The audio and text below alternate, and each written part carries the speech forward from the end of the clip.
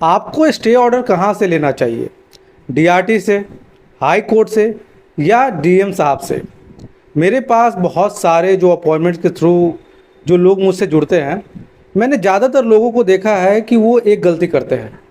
जैसे ही आपके पास 13/4 का नोटिस आता है, उसी समय आपको किसी की भी एडवाइस लेनी है, या आप किसी वकील की लेते हो, या कोई फाइनेंशियल एक्सपर्ट की लेते हो, या मुझसे लेते हो।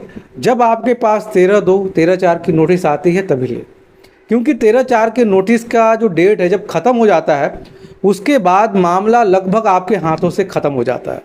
पर मान लीजिए 13/4 का नोटिस आपके पास आ चुका है, काफ़ी दिन हो चुके हैं, अब बैंक डीएम साहब के पास जा रहा है कि पोजीशन की नोटिस को लाने और आपके घर को ऑक्शन करने।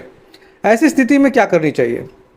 जब आपका घर बिकने वाला हो और आपका केस डीआरटी में चल रहा है या हाई कोर्ट में चल रहा है, तब आपको समझ में नहीं आता आखिर हम लोग बात करें तो करें किससे। आखिर वो कौन सा प्रोसीजर है जिसके थ्रू हम अपने बैंक की जो नीलामी है, जो हमारे प्रॉपर्टी के जो बैंक नीलाम कर रहा है, उसको रोक सके। तो आज की वीडियो में हम लोग इसी के बारे में बात करेंगे। तो चलिए वीडियो को अच्छे से समझेंगे, क्योंकि ये वीडियो बहुत ही ज़्यादा वैल्यूबल है। ये समस्या देश के लगभग हर उस इंसान को है जिन्होंने कोई भी प्रॉपर्टी के अगेंस्ट में लोन लिया है, घर खरीदा है, कारखाना खरीदा है, उनका घर नीलाम होने वाला है।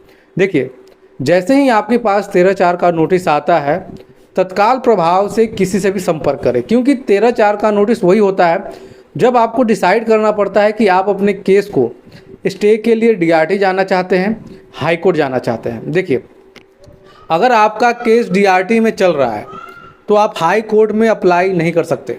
अगर हाई कोर्ट में जाते हो, आप लोग रिट फाइल करके वहाँ पे पहुँच जाते हो, तो वहाँ पे पार्टी सीधे ये बोलेगा कि हमारे दोनों का जो बीच का डिस्प्यूट है वो डीआरटी में चल रहा है, तो हाई कोर्ट में सबसे पहले उस केस को रिजेक्ट कर दिया जाएगा।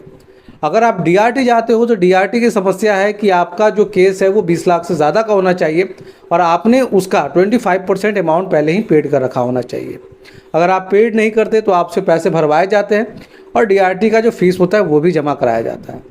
तो यहाँ पे हमेशा ध्यान रखिए कि जब 13/4 के बाद आपको स्टे चाहिए, तो आप हमेशा डिसाइड कर ले कि आपको यहाँ पे डीआरटी में अप्रोच करना है या आपको हाई कोर्ट में जाना है।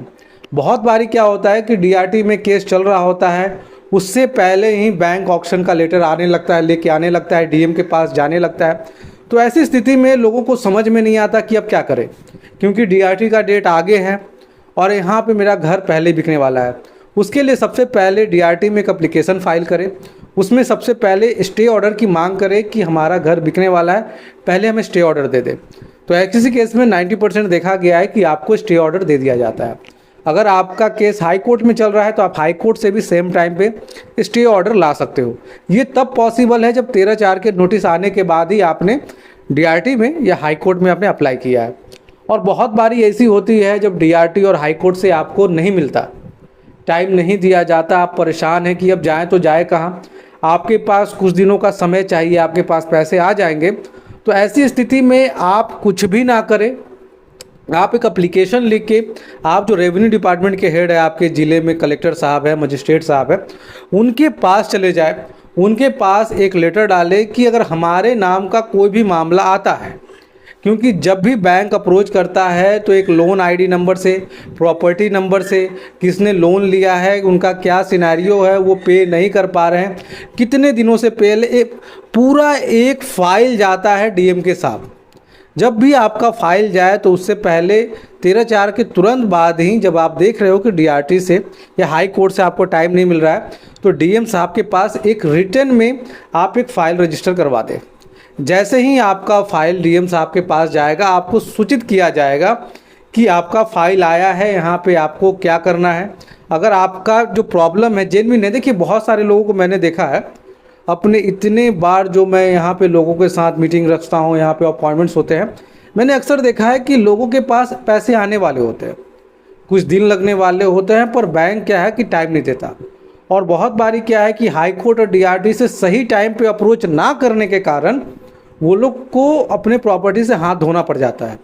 मैं सबसे पहले यहाँ पे जितने भी लोग यहाँ पे बोल रहा हूँ कि कभी भी आपके पास सरफेसी एक्ट के तहत नोटिस आता है तो किसी भी नोटिस को इग्नोर ना करें।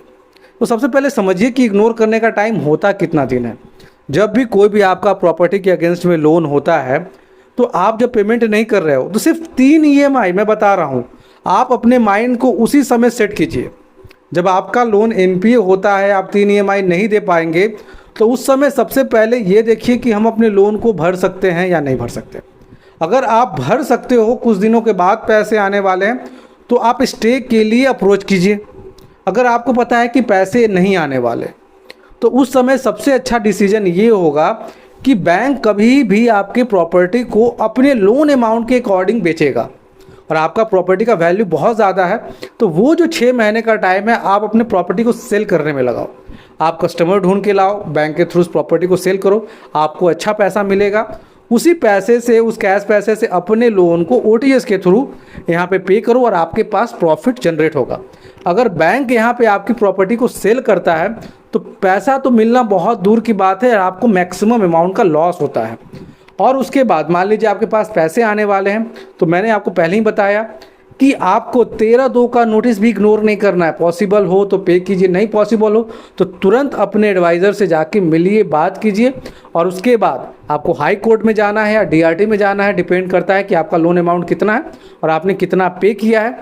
तुरंत जाएं, ताकि जब डीएम नोटिस के लिए बैंक अप्रोच करे, उससे पहले आपके हाथ में स्टे ऑर्डर हो। क्योंकि मैंने यहाँ पे लोगों को देखा है, सिर्फ उनका घर एक गलती से बिकता है, पता है क्या, कि उन्होंने सही टाइम पे अप्रोच नहीं किया। अगर आपको समझ में नहीं आता कि बैंक से कैसे कंसर्न करें, तो स्क्रीन पे एक नंबर आ रहा होगा, आप अपॉइंटमेंट के थ्रू मुझसे बात कर पाओगे। आज की वीडियो में इतना ही रखेंगे। जय हिंद, वंदे मातरम।